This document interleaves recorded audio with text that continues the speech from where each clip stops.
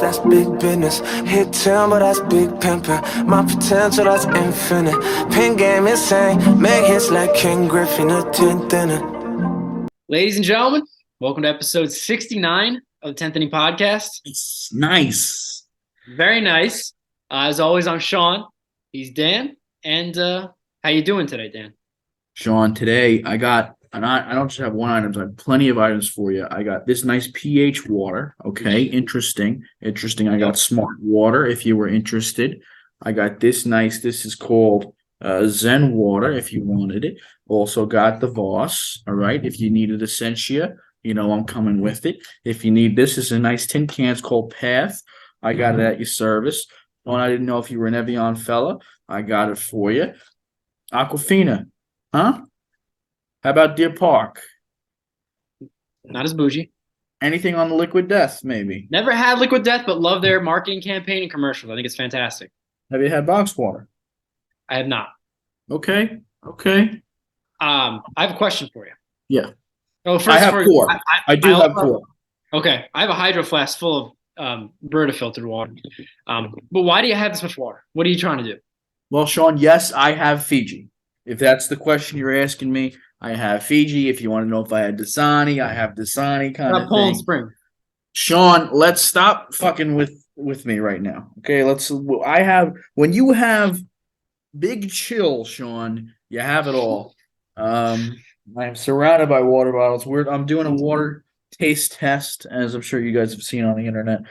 Go check out my regular channel. I'll link it down below for shits and giggles. I'm going to be doing a water taste test to see what my favorite water is. I am assuming it's going to be Core. This has been my favorite water for quite some time, but I'll let you know. Okay, I would love to know. We got to update the 10th inning family on what's happening here. But frankly, that may be the best, most in-depth intro object that you've had so far, and we are 69 episodes in. So that is saying something. That is saying something. We are well hydrated here at the 10th Inning Podcast. We're healthy, and we're ready to bring you the third baseman rankings. We got a new wrinkle. Dan always does his fantasy, top 5 fantasy. I'm just going to list off some of the best third basemen of all time as well, just to kind of get the juices flowing for you guys out there. Yeah. Let's hear it. All right, so we're going to cover quite a bit here. I mean, third base, you think about it, historically, is a power position. Defense is important, but sometimes offense, different errors depending on that. It affects the quality, I guess you could say, kind of like the catching position, how it used to be more of a power spot, now not as much. So, Dan, I'm going to name some names. Let me know any that tickle your peach. Stop me if you want to, give a quick little quip about them. If you have any qualms about them making this little discussion. Okay. First off, Mike Schmidt. Great third baseman, Hall of Fame third baseman for Philadelphia Phillies. Kind of underrated, I think. I don't think he gets talked about too much in the current baseball climate. Next guy, Chipper Jones, Larry. Need I say anything more? Guy was a fantastic player. Now sticking with the Braves, Eddie Matthews played like the 50s and 60s. From what I can tell, he's not as well known because of that. Moving on to a very well-known guy, Adrian Beltre, soon to be Hall of Famer. One of the most fun players you can watch. The guy was having a lot of fun out there in the field. He was really young boy at heart. I loved watching him. Wade Boggs, loved chicken.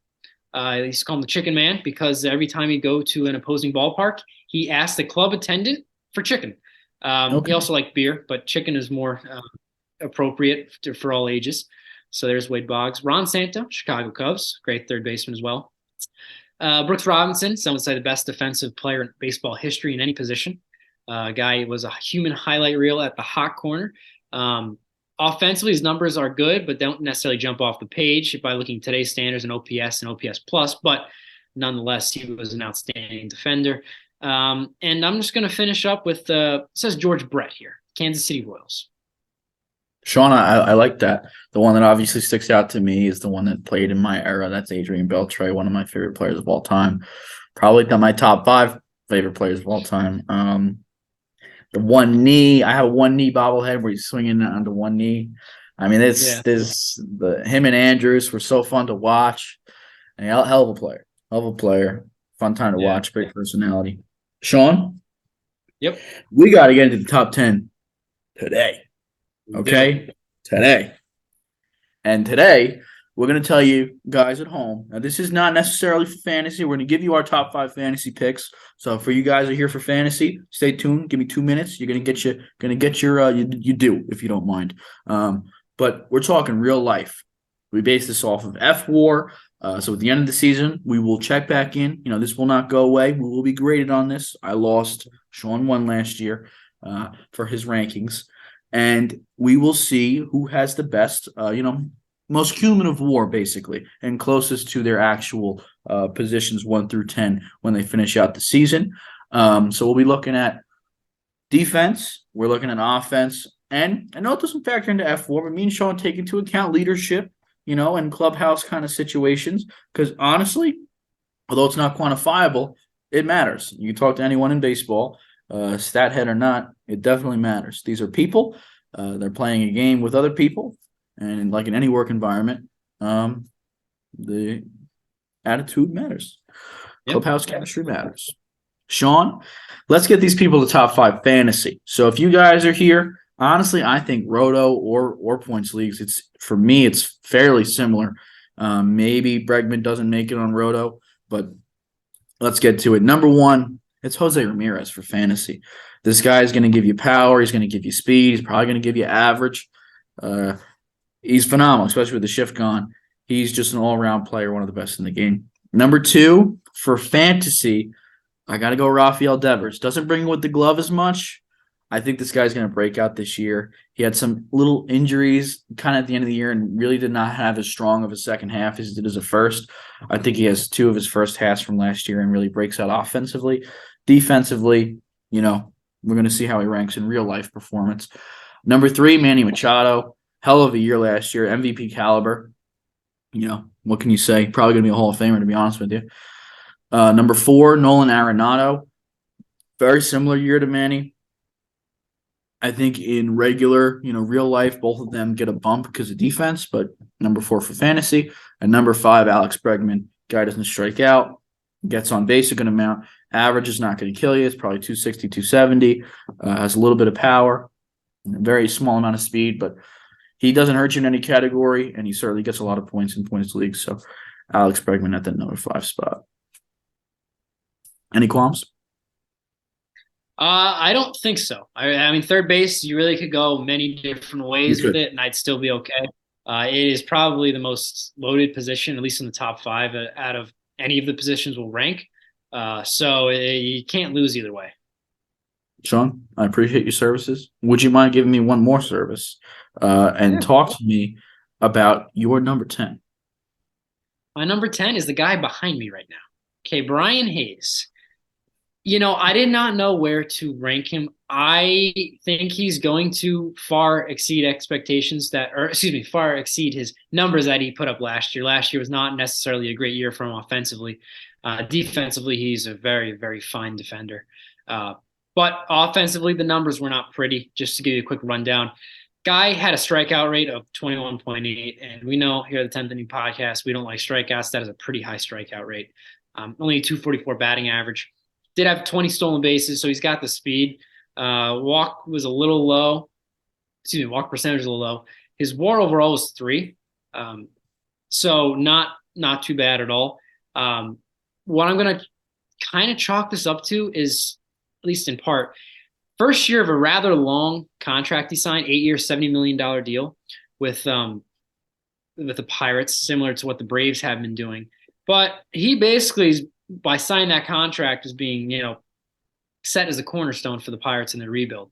And he really did not perform too well this year. Obviously, neither did O'Neal Cruz. Those are the 2 big guys that they're putting a lot of stock in for their team to get back into respectability. But I think he's got the skills there. He's got the speed. I think he can hit for a much higher average than he did. I would need to see him bring the strikeouts down. So that's what really kind of was the sticking point for me, why I ranked him so low. And really, there is not much of a sample size. Last year was his first year where he played over 100 games, and the year prior was 96. So he's still fairly new to the league. And it doesn't help the Pirates have nobody in the lineup. So there really is no form of protection.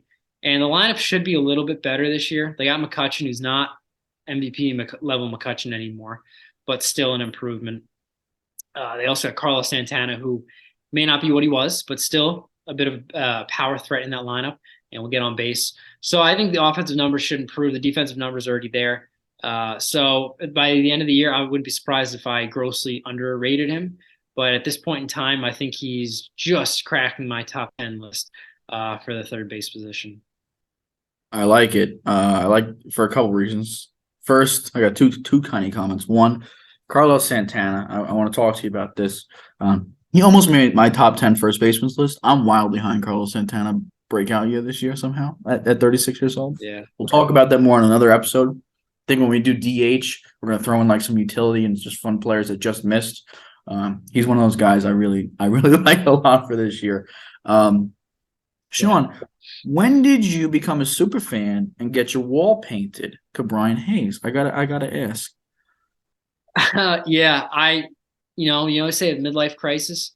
I'm Yeah. having a quarter life crisis, I guess you could say. Mhm. So I decided Brian Hayes would look great on the wall behind me. So lo and behold, he's right there in a very athletic position, about to throw a rocket to whatever base he's throwing. I'm assuming first base, but I don't know. It's across the diamond, so maybe he's throwing home. But yeah, mark me down to Brian Hayes fan club, fan probably number 1. Sean, Brian finished like 12 or 13 in my rankings, but he was right there. I said it last year on a podcast that by next season he'll be known as the best defender in baseball. If you look at the numbers, some people don't like. I think he's the best defender in baseball. Third baseman. I'm sorry. Best third baseman in baseball defensively. I think he's better than Nolan. That's my take. Hate me if you want. The numbers back it up. This guy has a filthy glove. Filthy. And it's an important position to have good defense at. Offensively, though, I just don't – I don't know. I don't know if I can project the step forward that you're probably projecting. I don't think you're wrong for doing it. There's a reason they paid him. They see something in him. I just don't know if the power's ever going to come. The power is kind of what I'm lacking with him. He doesn't hit for a crazy high average either. You know what I mean? He doesn't get on base a lot. He doesn't walk a lot. His on base has been around 300, which isn't going to do it for me. But he's got speed, 20 stolen base speed, and he's got the best defense in baseball. And those two skills can easily get you to top 10 WAR. So I wouldn't be surprised if he's there. I just couldn't do it. Yeah. I'm happy that he made it on your list, though, because he deserves to be mentioned. My number 10, Sean. Well, actually, I have a little question before I get into my number 10. I noticed you rattling off the greatest third baseman of all time. Yeah. And there was at no point any mention of Eduardo Escobar. Is there a reason that you failed to mention Eduardo Escobar? It wouldn't be fair to everybody else on the list if I mentioned him, because he's so far and way better than everybody on that list. So I figured it was just understood that Eduardo Escobar was probably the greatest third baseman of all time in the history of baseball, from the past to the future. So I'm sorry if I did not articulate that to you folks out there. But Eduardo Escobar, whole playing field by himself. Oh, yeah. The original, the first friend of the pod, Eduardo Escobar. Yeah. If you guys have been here for the long haul, you know my affinity with the man Eduardo. He did not make it on my list today, Sean. He didn't. Mine either. Listen, I didn't want to say it because we could have got down to 2 and 1. I would have been like, is this the time where we're going to start talking about Eduardo? But I do have to say, I have to give him a shout out. Okay. I'm going to share my screen, folks. Let's look at April for Eduardo. Not great, right? Actually, not bad. 253, 378 is pretty filthy. May, not good. June, not good. July, not good. August, not good. Sean, what happened in September stays in September. 340, 393, 1,000 OPS, 649 slugging, 8 homers, 24 RBIs in the month, Sean. What happened in September? Well, he was injured a lot throughout the year and had nagging injuries. So I think in September is when he finally got healthy and had the numbers that Eduardo Escobar typically puts up, because he was not himself for the majority of last year. It was pretty easy. What you're saying, what I'm hearing, Sean, is we can project. I mean, what's 8 times 6? What is it? You're saying he's going to have a 60 homer season, hitting 340 with 400 on base next year, and you didn't have him on your list? Aaron Judge, watch out. Eduardo Escobar. I'm just saying, it's not like it was at the beginning of the month. It was at the end of it. I mean, the end of the season. This is his last 30 games, folks. So if Eduardo breaks out next year, I said it first. You heard it here first. Clip it. Flip it. My top third baseman, Sean, number 10, it's Yandy Diaz. Okay? Kind of interesting there. Didn't play a great defense here. Not a great defender. He got a little bit unlucky with his homers, but he started to hit the ball a little bit more in the air in the second half. If you take his second half pace over a full season, he would be on 18 home run pace. Kind of interesting because he only hit 9 last year. Like I said, he got a little bit unlucky, and then he hit 6 in the second half.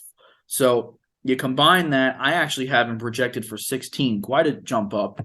What is that? 7 homer jump up, a 290 average, a 380 on base. So you take a look at that offensive profile, you're like, how is he number 10? He does not play good defense, and there is a star-studded position we got ahead of you here at the third base slot.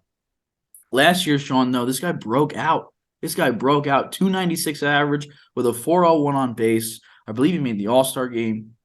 All red, 91 91 hard hit, 95 max, 93 average exit velocity, 94th percentile for expected weighting on base, 97 for expected batting average. He doesn't strike out. He walks a ton.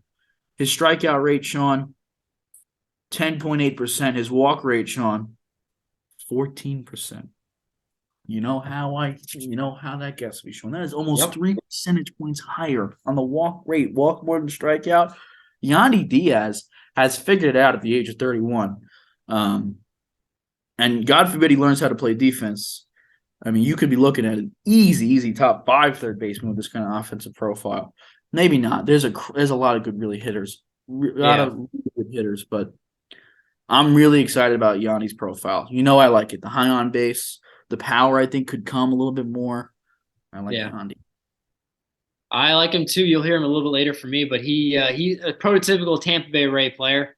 Actually just signed an extension. I'm not sure the term of that contract off the top of my head. I think it was 3 years maybe. But good for him. He found a spot that he can succeed in, and he's doing well. And it seems the Evian, how you pronounce it, is the first one that we're opening up here on the pod.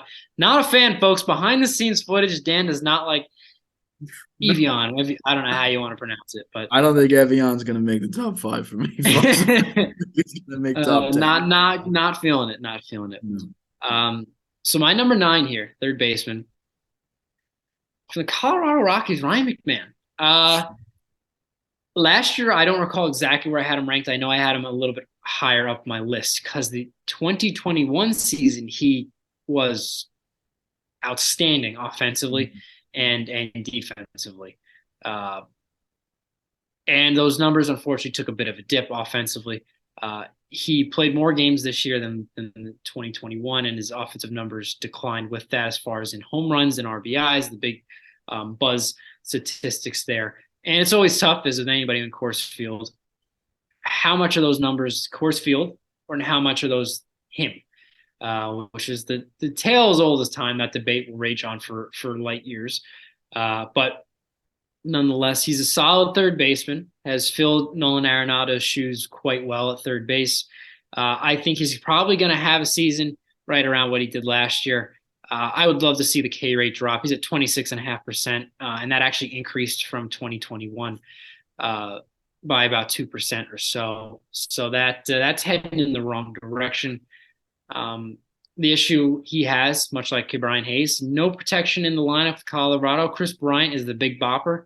And when Chris Bryant at this stage in his career is the big bopper in your lineup, you're not looking at a good lineup. So I don't expect his offensive numbers to improve, but I expect the defense to stay pretty much the same. He's only 27, going to be age 28 season. A guy that kind of doesn't get talked about that much because at third base, we hear the top 5 names all the time, but beyond that, not all that much. So Ryan McMahon, my number 9. I love it. Ryan McMahon was my number 11. He just missed mine. I like that we're going to have different lists. We love to see that. We always do. Yeah, I think he's pretty projectable. He hits the ball really, really hard, and he plays really good defense. One of the best defenders at third People don't really talk about that. He's like 95 percentile for defense. My number 9, Sean, I got to ask you a question. This is going to come in a shock to you. I can guarantee it. How old do you think Gene Segura is? 33. He's 32. He's 32. So you're right on par there. I don't know. I thought he feels like he's been playing forever. I'm shocked. I am shocked Gene Segura is on my list. I can tell you that. I doubt he's on I am too. Is he No, on he's your not. list? No. No. And I don't blame you, Sean. I don't blame you in the slightest. It sounds like a wild take. Sean, I somehow, through my research, got myself high on Gene Segura. I don't know how I did it. Don't know how he ended up here, Sean, but I'm high on Gene Segura. Let me tell you a little bit about this guy, Gene. Does a little bit of everything, Sean. A little bit of everything. Yeah. He played about 100 games last year, and he played really decent. And if he went a full season, I mean, he's only 32. Like, it's not like he's fought at times really kicking. He could have a really great year. Yeah. Like, he hasn't really fell off yet, and he's never been a bad player. My projections for Gene Segura is 12 homers, a 280 average, a 330 on base, and 16 stolen bases. So we're talking about a guy that gets on base a good amount. He's always hit around 280 to 300. He has that 12 homer pop. So you're thinking, Dan, well, it seems like Yandy's a little bit better. I hear you with the on base. The homers and average are pretty much damn near the same. Segura steals 15 more bases than Yandy. And Segura plays a good third base last year. A good second base, I'm sorry. He's a good defender, and I think he's going to be a decent third baseman over there. I like him on the left side of the infield because I think he came up originally as a shortstop coming up. Has played second most of his career. I like him moving over to second base with that 84 outs above third base with that 84 outs above average. I think this guy does a little bit of everything down there in Miami. Seems like a Miami-type player, Sean. I think he has he does well, just above average at everything. I think the war is going to rack up. That's how I feel about Gene Segura. No one else agrees with me, by the way. He has been on some very young and up-and-coming teams throughout the years. I remember in Seattle. He was there for a while, and in the Phillies. I do recall, I could be wrong here, but in the playoffs, I don't think his defense showed out that well. I think he made some pretty easy errors as far as throwing, and I think that may have clouded the vision a bit. But nonetheless, he did not make my list, but I like that out of you. On the behalf of the Marlins, I think they are going to have a fun and exciting team this year. They may not win tons of games, so we'll get to the, obviously the projections for the standings later on. But I think they'll be a fun, exciting team to watch for Miami and get the city kind of back into things. But Gene Segura, he hits. Wherever he goes, he hits. And at third base, that should minimize his defensive responsibility because he's played at shortstop and second base, which typically have more balls hit to them.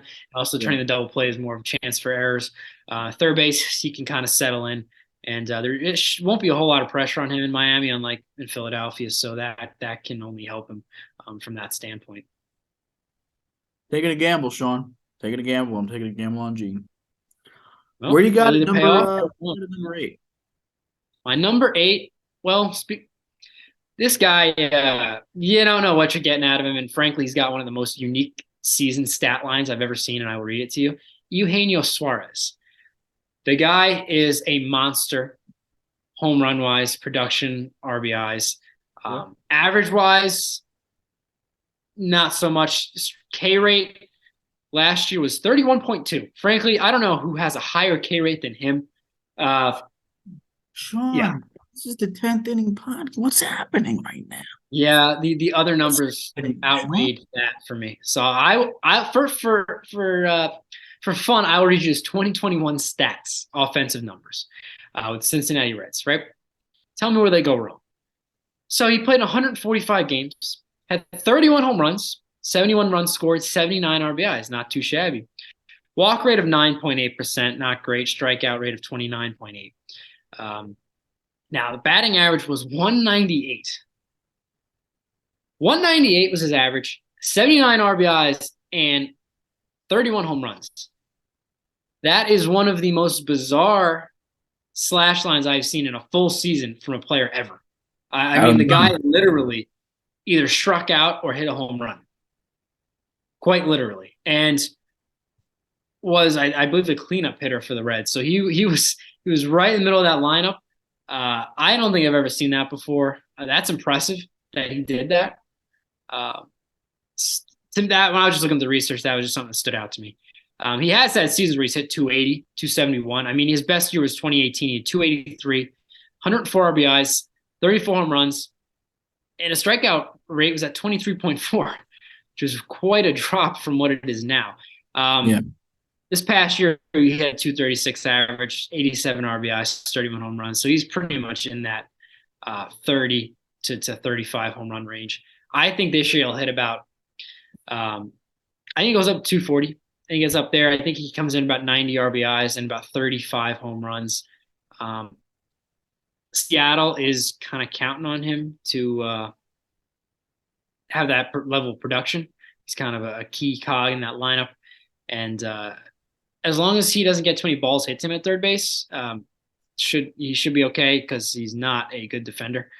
I'm just banking on the offensive numbers he has and him having a good year because there really is no other justification for him being my number 7 third baseman other than his production is out of this world given his skills.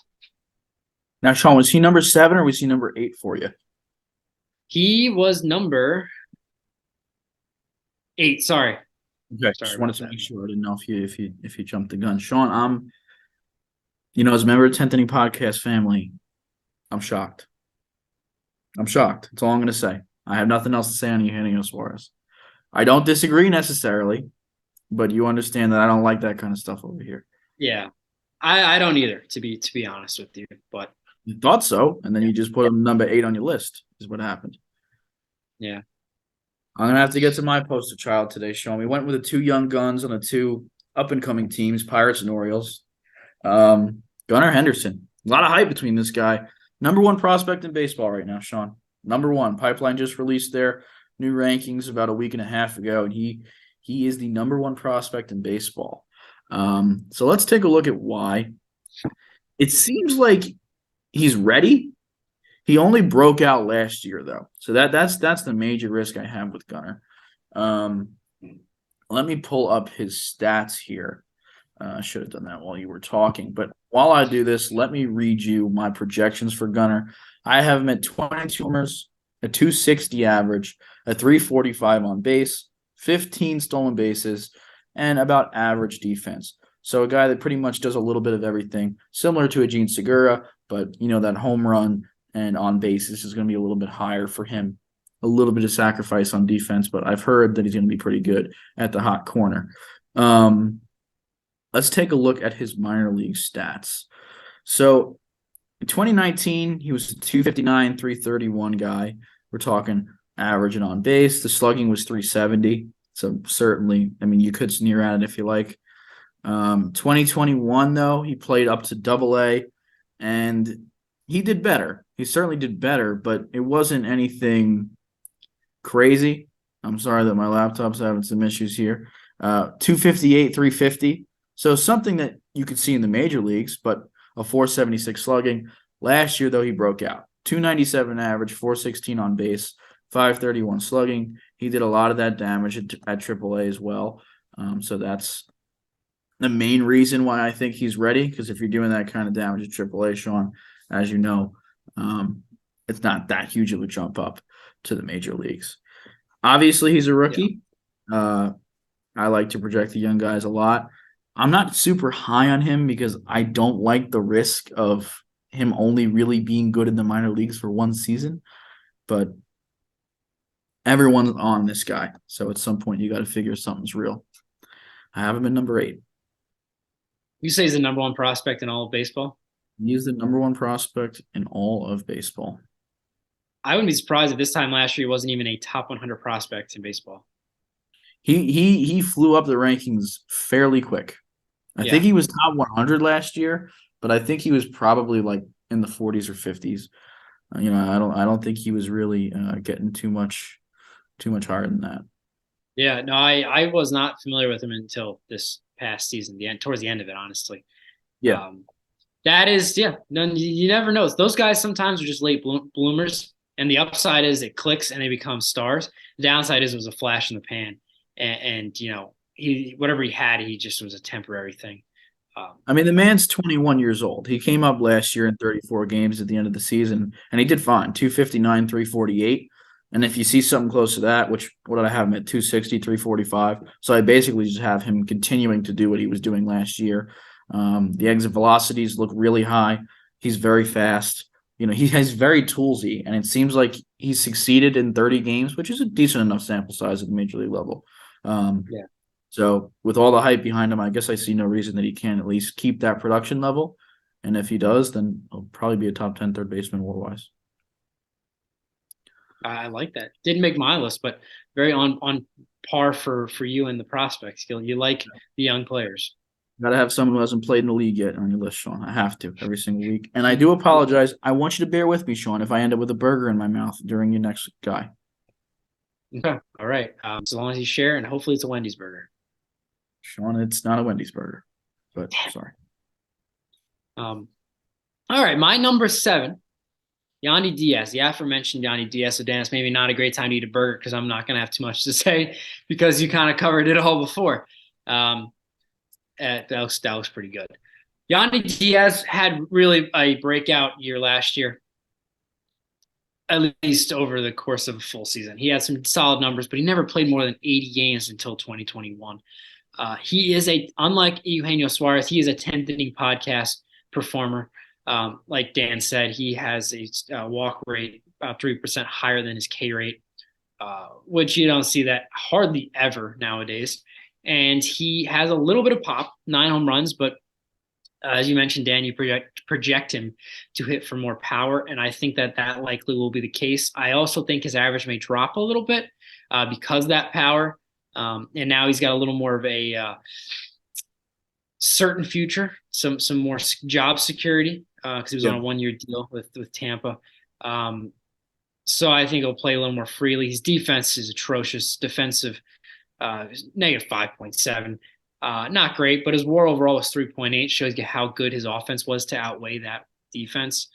I really don't have too much else to add. Dan covered pretty much everything, but I think Tampa Bay, whatever they do it well.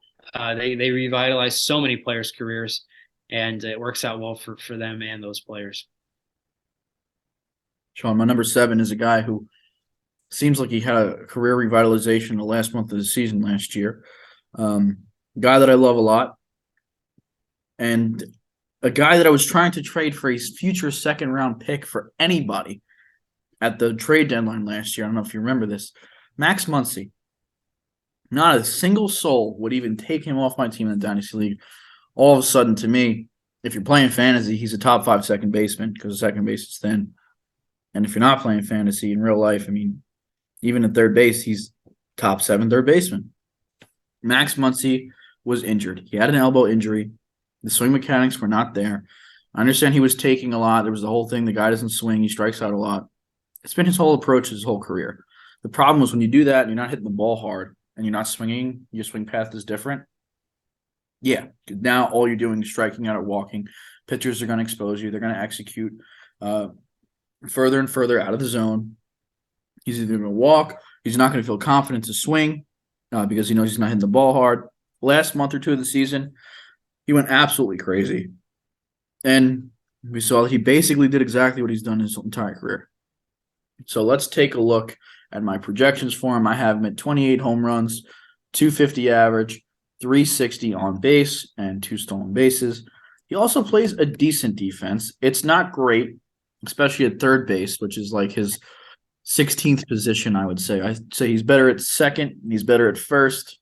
Probably damn near better in the outfield. But he's a serviceable third base. Taking a look at his last month. Let's see. So April, Sean, 136, 313. May, 164, 341. June, 197, 312. July, 147, 277. And then Max Muncy came back. 261, 352. 259, 376. about 7 homers and then 5 homers in those 2 months, August and September. He looked like old Max Muncy again. Strikeout rate was down a little bit. Walk rate was back where it's supposed to be. The on base is close to 360. The average is close to 260, and he looks like he's on a 35 homer pace.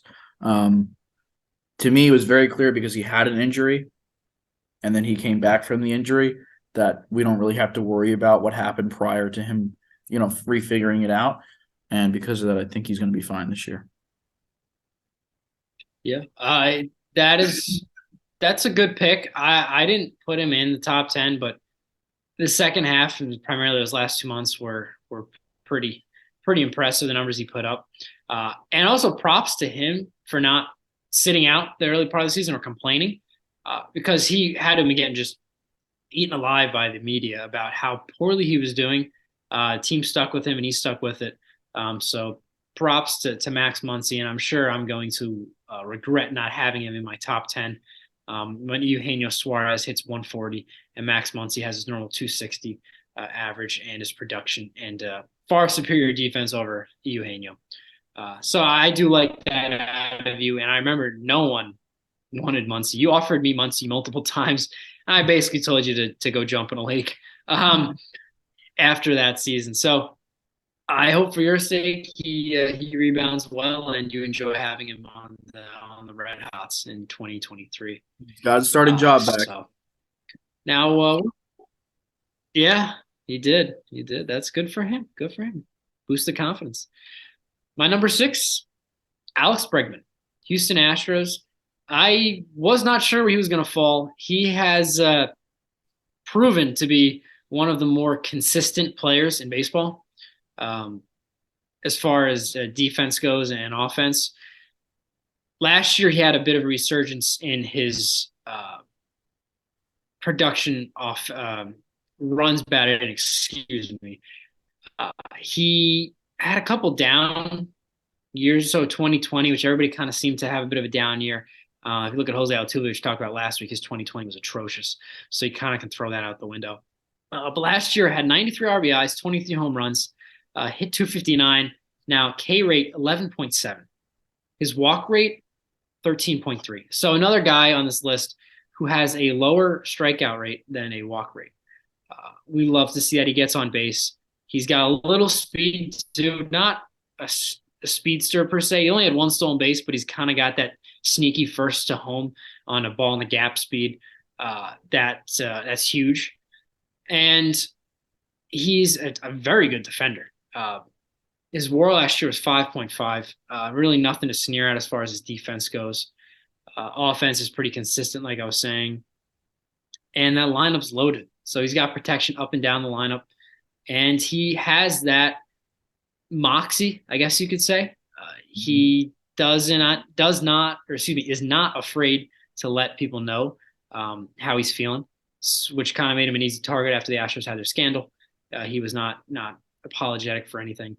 But I think he definitely is a big leader in that clubhouse, which does factor in, as we've mentioned, into the rankings.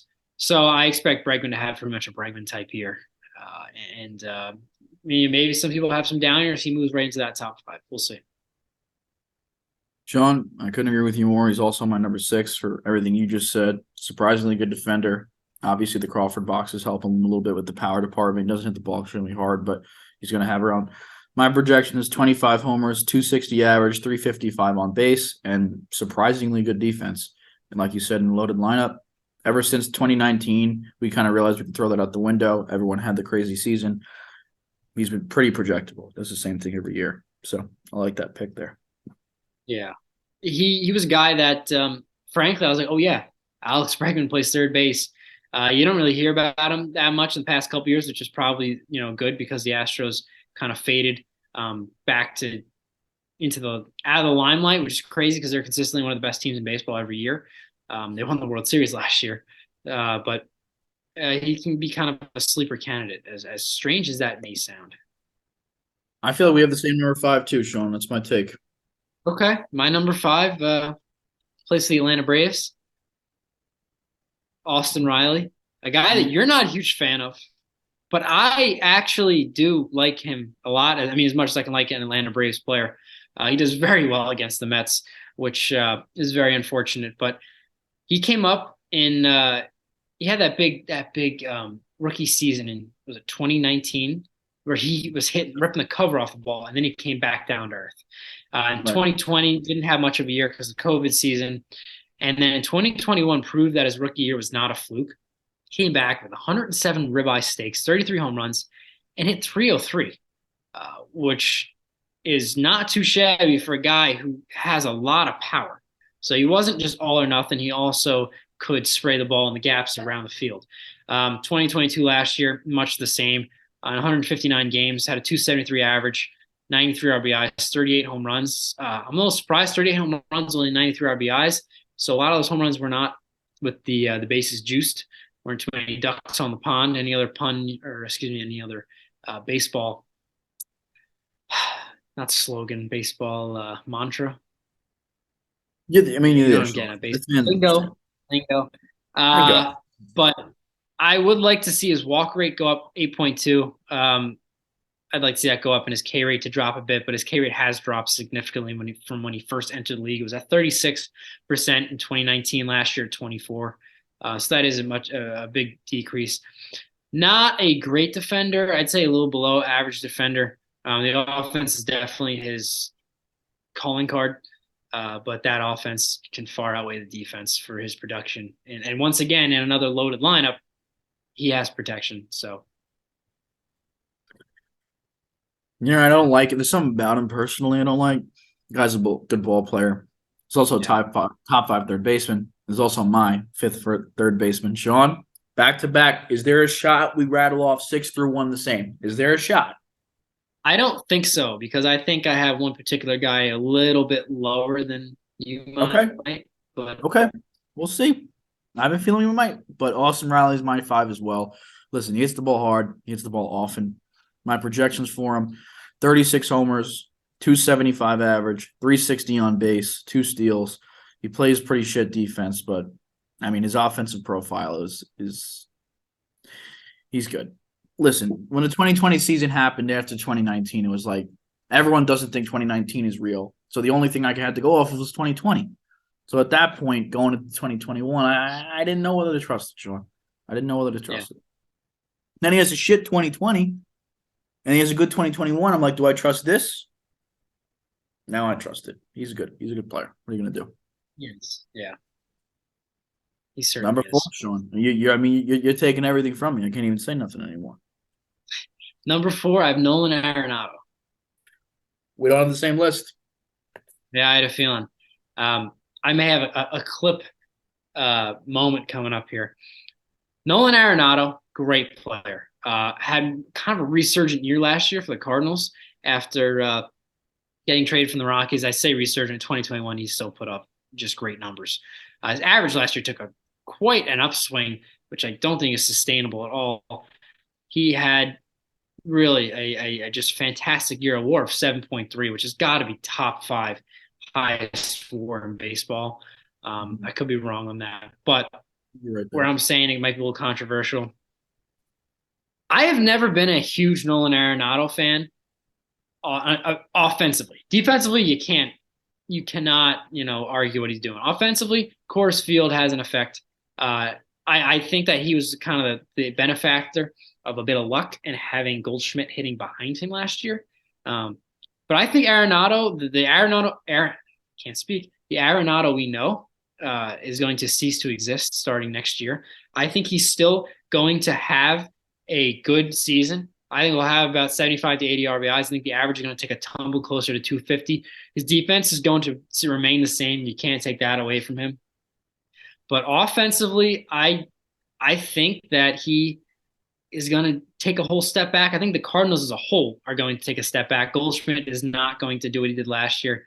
I think it was an anomaly for both of them and the team itself. If you look at the team on paper, they're good, but not good enough to really make that deep of a run in October. And we saw the Phillies kind of wipe the floor with them in the postseason. But Arenado, great player. I don't want people to think that I'm saying he's not good. I just think that it's going to be his age 32 season. And the numbers, I think, were a little bit misleading last year. I think he comes back down to earth. Still is definitely an above average third baseman. maybe even still top 5, but I think he's not going to be the Arenado we know and love. And I do like Arenado. I don't want people to misconstrue what I'm saying to think I don't like him, but I think he's going to have a bit of a fall back season, which is tough not to given what he did last year. But I think the decline is going to happen rather quickly, I think, with him. So, Sean, I don't really disagree with you. I said it kind of when we review. I kind of said it all year that Nolan and Paul really did overperform. Like, if you look at all the background metrics, the two biggest overperformer in baseball were Nolan and Paul. Like, they had kind of anomaly. Again, Paul does that every year. Last year was the first year he wasn't supposed to do it, and he did it better. I couldn't tell you why that would happen. Nolan's done that in the past. It didn't say he should have done that last year. Yeah, he's a great defender. Yeah, he knows how to hit.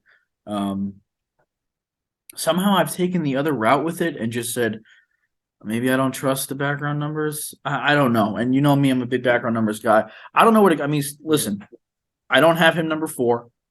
I have him a little bit higher. We'll talk about him then.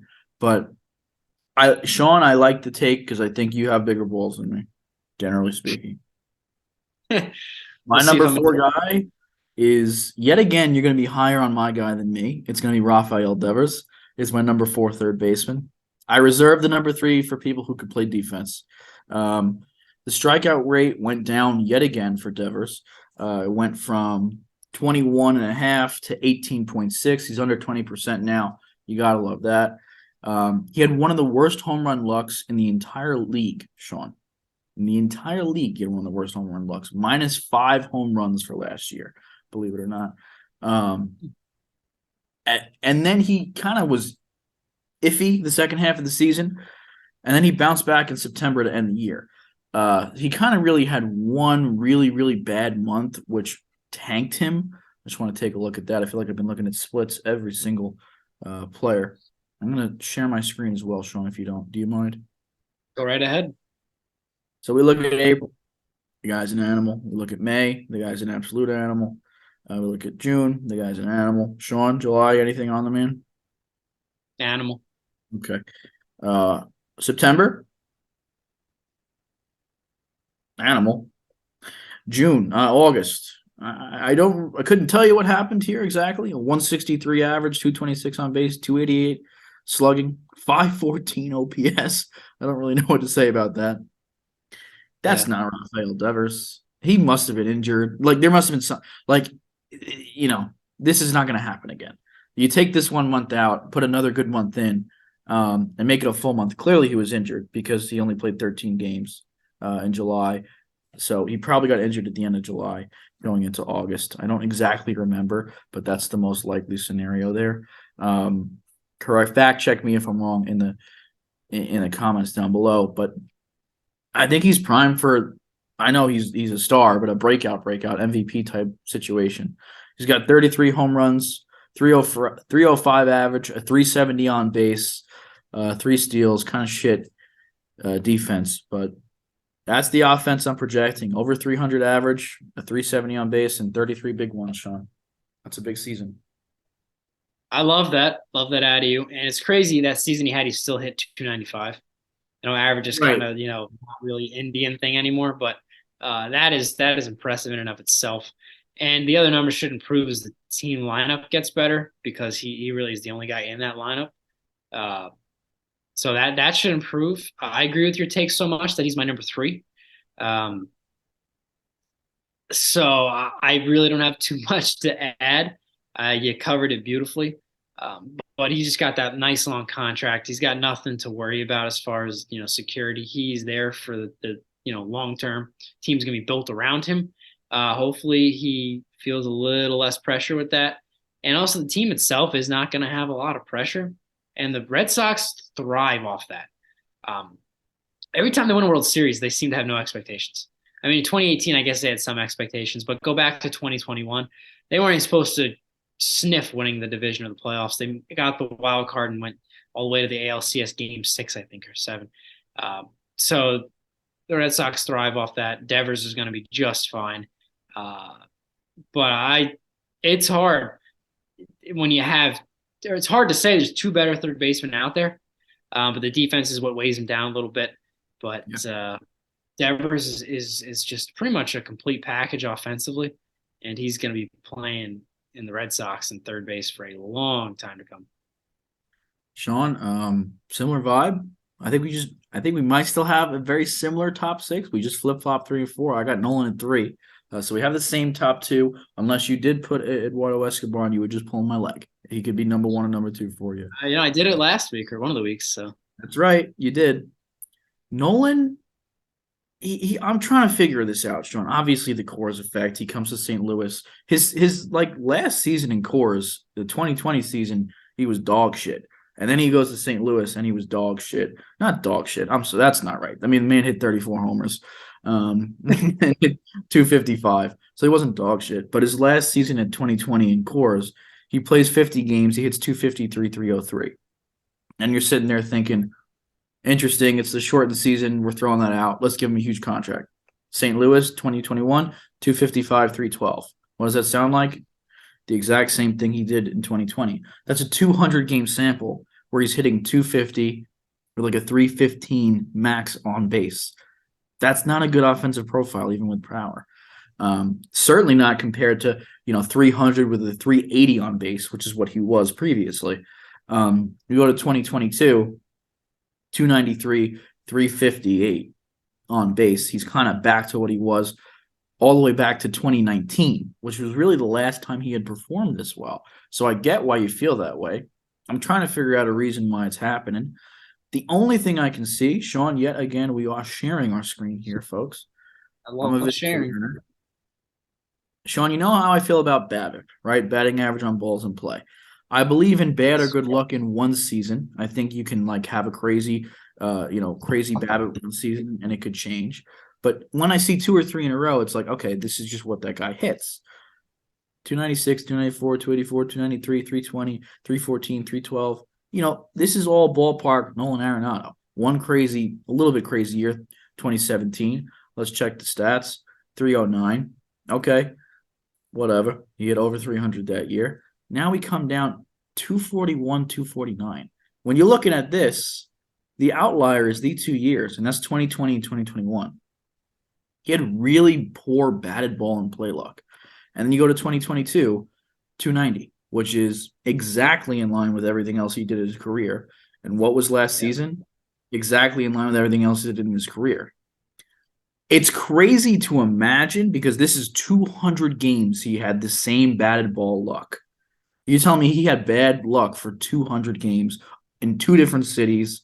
You know what I mean? It seems almost ridiculous to say that that's what happened, but I think that might be what happened. Maybe Nolan Arenado is back. I know I said I agree with you because I think my theory is crazy, but he had the same BABIP and then performed the same he did in Coors in St. Louis. His batted ball metrics isn't great. His average exit velocity is 43rd percentile, but he's really never had, even in 2018, his average exit velocity was 68. I don't know, Sean. Yeah. I don't know.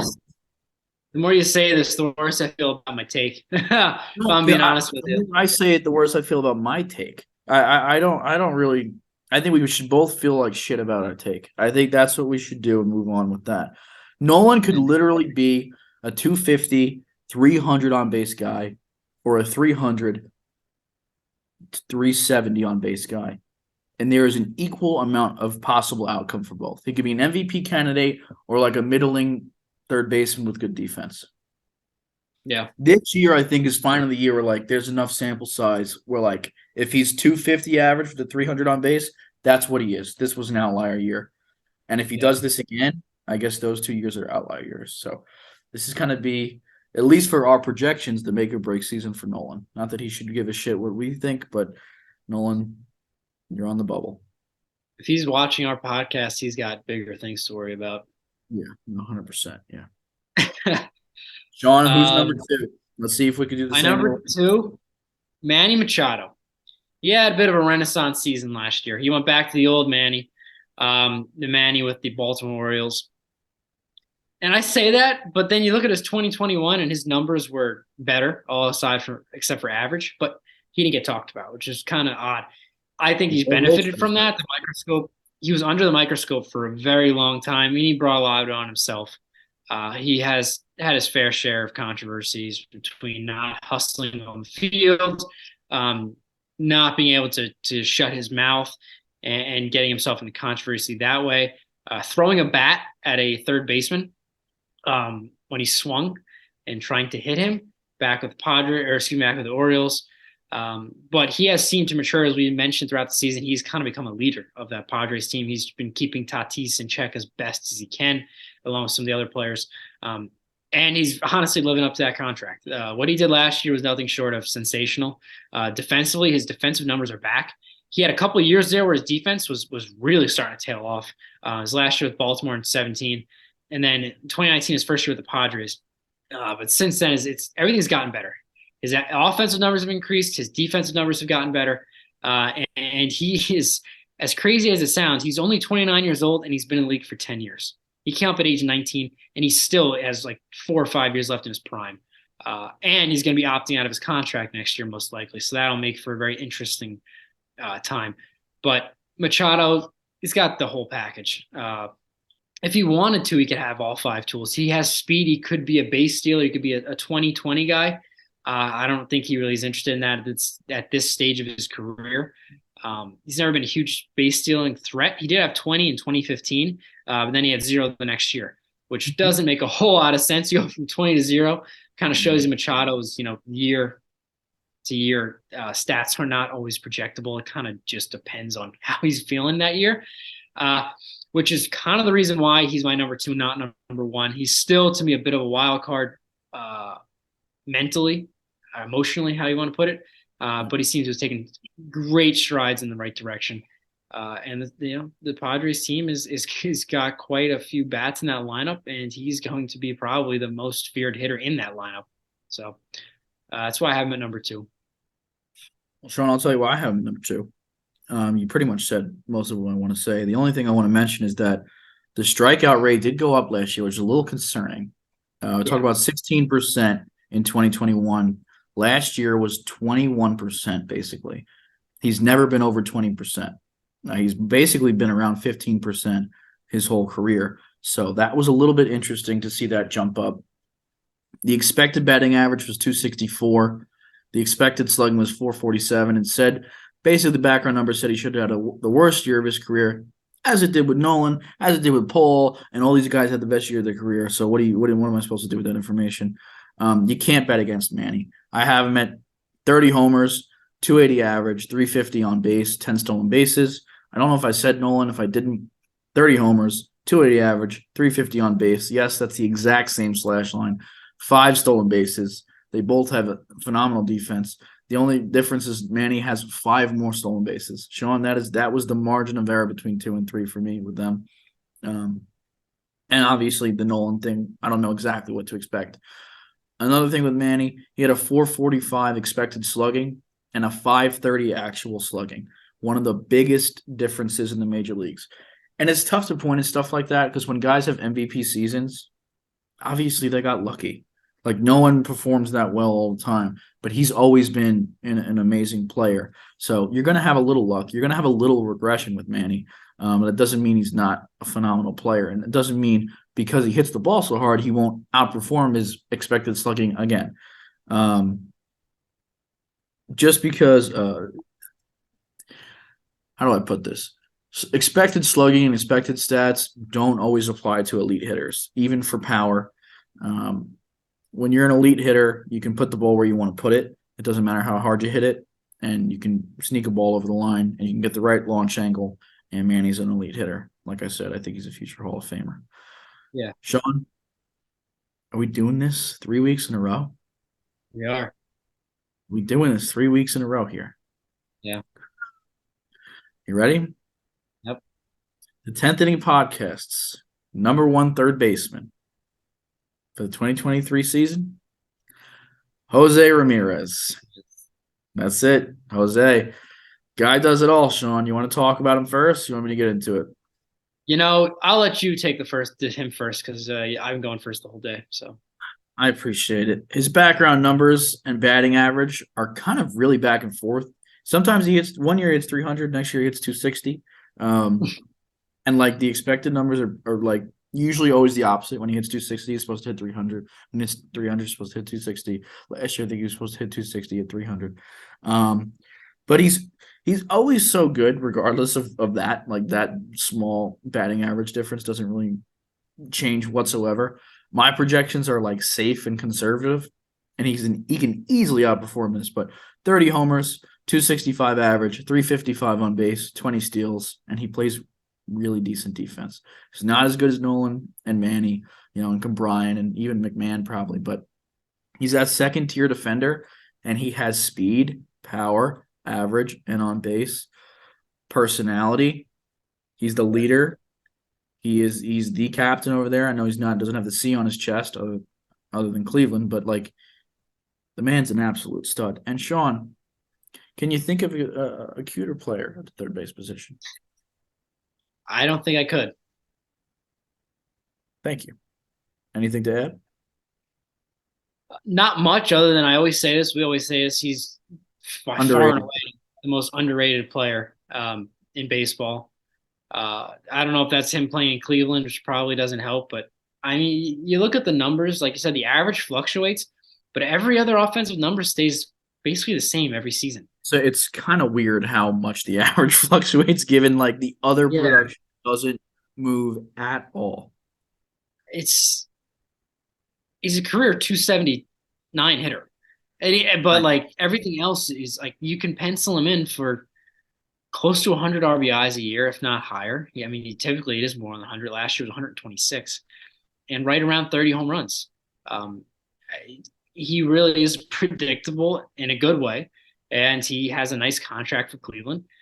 And, good on him for staying there. And he seems comfortable. And I don't see any reason for him to have any downturn in his career unless there's a major injury. He's as consistent as they come, aside from batting average.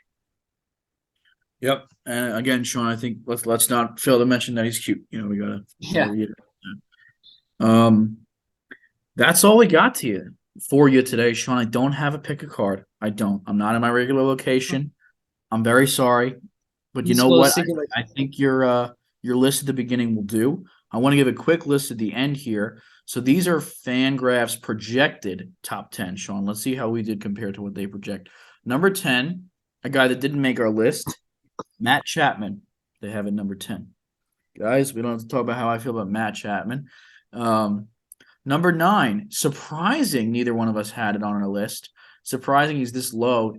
People are so high on this guy. I've seen in fantasy, Sean, this guy going in the first or second round. And he didn't make our list. No, this is Bobby Witt Jr.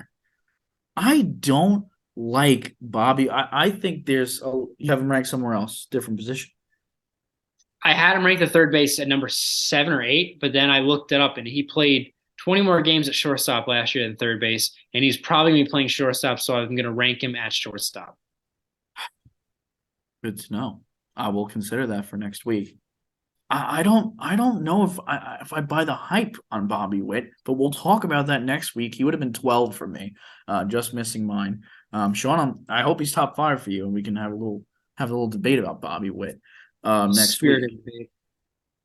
Number 8 for them is Yandy Diaz, pretty much where we had him. Number 7 is Gunnar Henderson. Number 6, Austin Riley. Number 5, Rafael Devers. 4, Manny Machado. 3, Alex Bregman. 2, Nolan, and number 1, Jose. Our top 6 seems pretty the same names as Fangraphs. A little bit of mix-up. I think we did pretty good, Sean. I think we did pretty good. I agree. And we'll see next year how right or wrong we were. And how Nolan Arenado has the best season anybody's ever seen in Major League history, and I look like a total idiot. But next week, Sean, we have, dare I say, the deepest position in Major League Baseball. Shortstops. We'll probably have an all-star at the number 11 spot, just missing out. So that'll be pretty interesting. Will we have a guest next week for shortstop? Is that confirmed?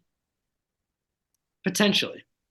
We have a potential guest. Okay. So let's tune in for that. We're not going to name names, so maybe you'll be surprised. Come tune in. Take a look at our Instagram. We now are posting. Sean, talk a little about the Instagram. You go So for it. any big news you get, we're going to post it. We'll also give our little spin and opinion on it as well.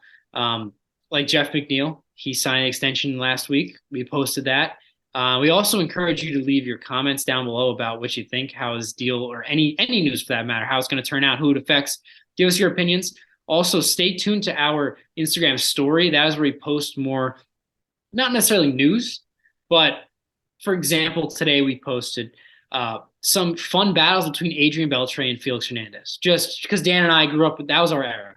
So things of that nature, fun, lighthearted stuff, and some polls as well. We'll ask you to vote on our rankings. Last night, Dan had you guys vote on our second base rankings, and you guys picked beautifully, by the way. We'll love that. Yeah. Thank you.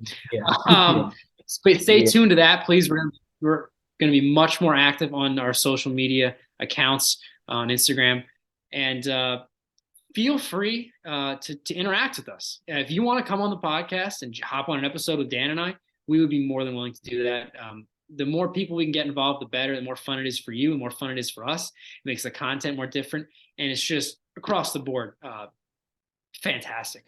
So just stay tuned to our Instagram, 10th Inning Pod, and just hop on for the ride. Stay hydrated, guys. We'll see you next week with Shortstop.